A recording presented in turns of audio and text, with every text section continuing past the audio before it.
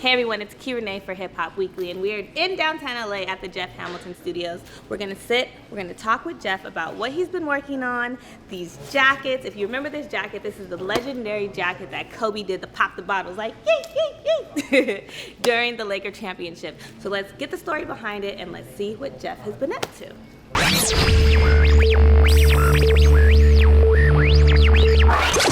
Okay, so we're over here at Jeff Hamilton Studios, and I have the incomparable Jeff Hamilton here with me. I always love seeing you, Jeff. That's why it's like, oh my God, I haven't seen you in so long. Always a pleasure seeing you. I know. How have you been? Everything has been wonderful. Everything has been great. You look good. I seen you on stage at the freaking Locks and Dipset Verzuz battle. I was just like, look at Jeff up there being Jeff. How was that being in the building at that? Oh, the energy was so amazing, and you know those two groups. I mean, all the guys are such a big part of my history, and they're like family to me, both of them. You know, which is obviously Cam writing songs about me and Jim Jones and Jay and Kiss and Jada Kiss, you know, and the Locks. I mean, those are amazing, and it was just such an honor for me just to be on stage with them, and then giving me, and everybody in the building gave me so much love, and me appreciating so much the moment. Yeah, I was like, Jeff is like the coolest. Like, you were like the ultimate invite to the barbecue. If people told me either he's the CEO of the record company, either he's the manager, either he's the weed plug, but he's someone it is, because I didn't blend, you know, on stage, you know, yeah. And few people realized I was. I know, you know, do you remember Amon? Our friend Amon, he's a jeweler. He's the one who like sent me the picture this morning. He's like, Kira, look at Jeff on stage. And I was like, oh my gosh, look at Jeff on stage. Like, what was your favorite song that was played? I feel like you have to have a song. For me, it's always going to be Get 'Em Girls, you know, because my name is mentioned, so I'm a little biased. You know, when Cam sings that song, I'm always excited and happy. Yeah. How many songs have you been mentioned in? I feel like throughout your career you've been a lot. I mean, the big one is probably that one, or the biggest one that really started, because that started in 2002. But since then, I've had everybody from Vado, who wrote actually a Jeff Hamilton song, to Dave East, to Benny the Butcher, to many more, you know, Yakmalt, you know, everybody has done. I mean, and we're getting more done actually right now. So a lot of people are putting me in their video, and I love for me, I like to have my stamp on the culture in any way I can do it. Yeah, I mean, like, we were like walking the line, and we're gonna show you guys in a little bit. We were walking the line of like all these jackets, and there's like a little piece of culture and history from every single year in all of these jackets. Even though I started in the 80s when I founded Guess Jeans for Men, but really, like, I believe the culture, the way we define it, is our culture it really started in the 90s, and I think, you know, really started like maybe, I would say, my first impact on quote unquote the culture was like possibly when Martin started in 1992 his show, and he wore my jacket, to In Living Color, and to Run DMC, and of course where really brought it to life was Michael Jordan wearing the championship jackets, and subsequently to that Kobe, and of course like all the Fresh Prince of Bel-Air and Kid and Play and so on and so forth. But really, that's really where the whole catalyst started with my brand, when you start seeing some of my design and including that. But obviously, to an extent, I mean, all my Guess Jeans days were really also directed to what was going to become the culture. But I feel like it's been like extremely organic for you. Do you feel like it's been very organic? It has. I mean, I never looked at it that I was trying to make some kind of a plan, and here we go, fast forward 35 years later, and it was, and here I am, and people say, you know, we never realized. I mean, you're an OG. I mean, the same problem. I never did it, you know, like I never thought about it. All I do is just being passionate about what I do, designing things that I love, and then you realize, you know, the body of work. You know, you look at it, and I was in the locker room with the Dream Team in 1992. I did jacket for Nelson Mandela, And I did, like all those things. So obviously, since I came back last year, a couple of years ago, and I'm having a huge comeback, it's really bringing in the whole idea that really, it's not like a one-hit wonder. I mean, it's been ongoing for the last 35 years consistently. And so when you look at it, say, people, how come you have 3 million Instagram followers? I say, well, I don't know. You're popping. I don't know. It's just, but Yeah. I have real history. I have real content that has been going on for the last 35 years. So I'm glad that to a certain extent, like the new generation, is realizing what I did over the years, and now they are appreciating it, and they're putting a name and a label to those historical moments that I was lucky to be part of. And I think, like your humility, like ever since I've known you, you've been extremely humble. You're extremely genuine and sweet. So it's like, I don't think that there's anything that, you can't really say anything negative about Jeff. Like, it's like, you're just a nice person. So I think that's kind of plays a part in it, I like to live my life this way. I love to be passionate, because my motivation is not necessarily just the money. I mean, don't get me wrong, we're in business. But really, for me, it's very important. Listen, I'm much older than my average customer, but really, I'm very proud of the way I'm doing it, because, like I say, it's not about the money. Of course, I'm running a business, but I love the whole creative process. I love to be on the edge, always on the forefront. I like to commit and have hit after hit and after hit. It's like if I was a musician, I would love just to come out like every other week, come up with a new hit and a new song, and still be on the billboards, but really something I realized in the last couple of years after, I was out for like a few years, like, when we met, and I was more concentrating on the arts, and I would really know where I was. I mean, even though I still had the history, I kind of was burned out for a few years, and when I came back, I realized that there's something bigger than just, like I said, the money and being creative. It's also my legacy. I mean, my impact, when people start realizing that I'm part of the culture. I mean, it's because the greatest compliment that I'd like to be part of, that I was able to be, that my stamp is some way, somewhat, has its mark on the culture, and my legacy is a very important aspect of the way I run my life, and I like to live it, and that's why I'm so passionate. And you'll see me on stage one day, and you'll see me in the locker room the other day, and you'll see me running with like backstage with some of the hip hop artists, as well as the Latin artists or rock and rollers. It doesn't matter. For me, it's just all about being involved and being active at all times. Okay, so this one is my favorite jacket, of course. So, okay, which jacket is this one? That's the 2001 Kobe Championship one. That's the one that he actually wore when he was holding the trophy. Probably one of the most iconic picture in the NBA. How much does one jacket weigh? This is so heavy. I have no idea. They're heavy. It's just, every jacket is all handmade and all hand detailed, so it takes a lot of time and work to do it. And I'm just trying the way I've always done my jackets is that just don't wear jackets I don't create jackets for people to actually wear them because they're cold. I mean, for me, I try to create something that, that it's a moment in history. Oh, wow. So this is your patch, right? It's my passion. I signed every single jacket. Where's the signature? Right here. Yeah, but I didn't do it yet. Oh, okay. So you sign in right here. I can sign it if you want to. Yeah. Can we? Sure. Okay. So basically what every jacket I do is they all sign and individually. So that's kind of like where I try to cross the line of selling clothing and art. So I know that every single jacket is kind of limited edition, and I want to. What kind of markers are you using to make sure that it doesn't rub? They're like paint markers. Okay, cool. So I want to make sure that every jacket has my own DNA on it. All right, let's see.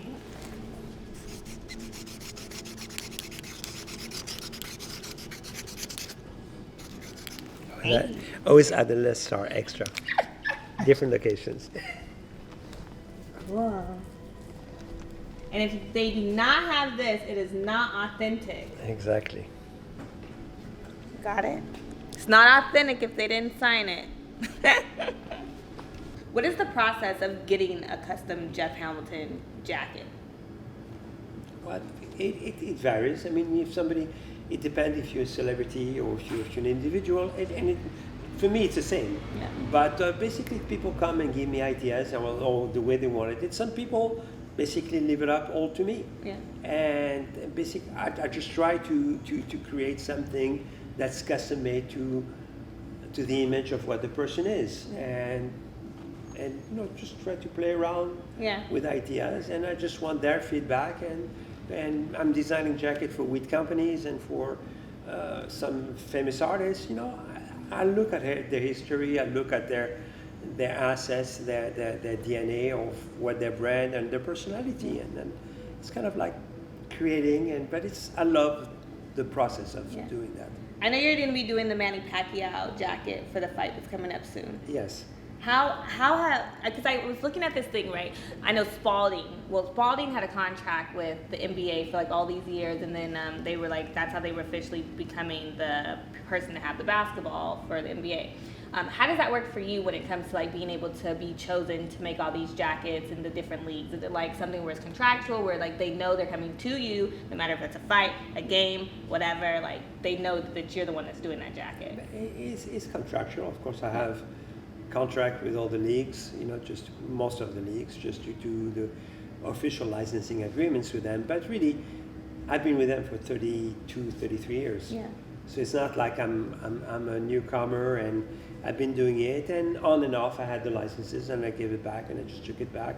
And so basically, they know that I really try to put myself in a niche on my own. I'm not like necessarily doing the big, huge business that some of the companies are doing, and then there's nothing wrong in doing the big business. Sometimes I would love it, but it's not that important thing. Like I say, my priorities a little bit. I have different views of what my priorities should be. Business, legacy, creativity, and so I'm passionate about the process of me creating, and so everything that I do it with the approvals of the leagues or the people I'm doing it for. So let's talk about these ones behind us, because this is the most recent one, right? This is a new version of it, but this is I've been running that concept. I basically, I don't want to sound pretentious, but I invented that whole concept of the all over team jackets in probably late 80s. Okay. And the beautiful thing about it is because there is always the evolution of the leagues, where they change teams, when teams keep on moving and different things. So every year pretty much has their own personal jackets. But literally, if you start from the end, then the one that's going to be the most memorable for me, and only because I grew up in a Laker household, it was like ridiculous how crazy my stepdad was about the Lakers, the three-peat Laker jackets. Like that one, even the purple one is still my favorite. The purple one might be the most iconic one of all, because that's where Kobe is holding a trophy and doing it. So I would say obviously the three-peat was one of the one that's the most popular, but the most iconic is that one. Yet, even though I grew up like as a crazy Laker fan, sitting on the floor for years during all the Kobe years, my favorite one is still the Chicago Bulls championship one. I feel like it just takes a certain. And it's just like, and I'm a Laker fan. I mean, don't get me wrong, I always will be a Laker fan, but the only exception I make is I'm a Michael Jordan fan. But see, I think I'm in the Kobe generation. Well, I'm older than you. So, but for me, following the NBA for 35 years, and growing up in Paris and moving into America early on, for me, Michael Jordan will always be the greatest player of all time. Not only from the talent perspective of it, but also for the personality, for his impact on the culture. Talking about culture, the Jordan shoes, that's so I feel like crazy. your jackets are kind of similar to like the Jordan shoes though, because that can be a bigger compliment that you could give me, but it's just amazing what Michael, the way he carried himself, the way his charisma, his personality. I've met him, I don't know, 50 times, 100 times, and every time I see him, my heart pops out my chest every time I see, because I'm so excited to be in front of such a living icon. What would you say is probably the most telling or like informational-wise telling thing that Michael Jordan has said to you in conversation? Either like a word of wisdom that he's giving you, or you know, Michael Jordan, as big as he is, he's always been a very simple, down-to-earth person. When you get to him, know him one-on-one, he's one of the sweetest, most respectful person that I've been with. And one of the things that he does always to me, he always calls me, he's the only one who calls me Jeffrey. He always calls me, because that's his middle name also. So he calls me, when he talks to me, he always says Jeffrey. You know, he never refers to me as Jeff. Even though my name is not Jeffrey. Even on my official thing, it says Jeff, not Jeffrey. But I love it. But to him, you are Jeffrey. For him, You'll forever be Jeffrey. And I'm cool with that. You can call me anything you want. It's okay with me. I feel like anyone would let Michael Jordan call them whatever they want. Like, absolutely. Yeah. As long as you're calling me something. And you remember my name. And you remember my name, yeah, for sure. So I know, like you were saying that you're in a rebirth journey, and you have this new collection that's coming out. So tell us about this new collection. So I'm doing a lot of different things, obviously, since, you know, besides all the sports and coming back and reintroducing some of the old designs and kind of reinventing them in 2021.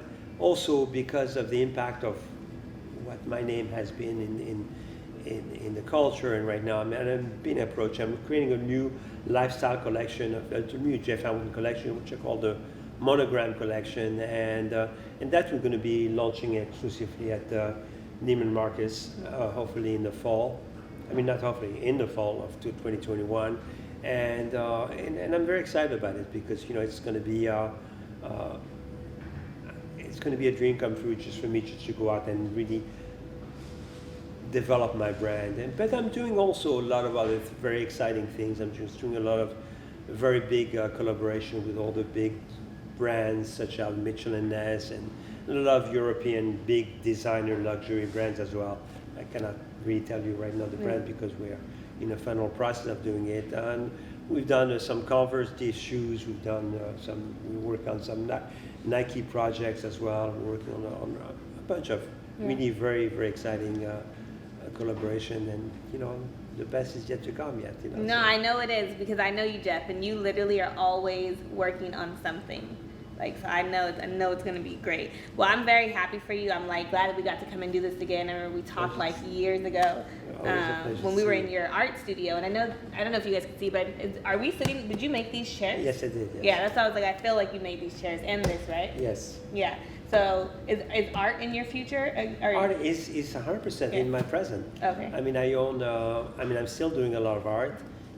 In fact, I just also opened an art gallery in Beverly Hills, which we are basically, the grand opening is going to be within the next few weeks. We're very much in the space of in the NFT space also with my art. So ooh, that's a good space. What have you learned about that so far? Or how have you been?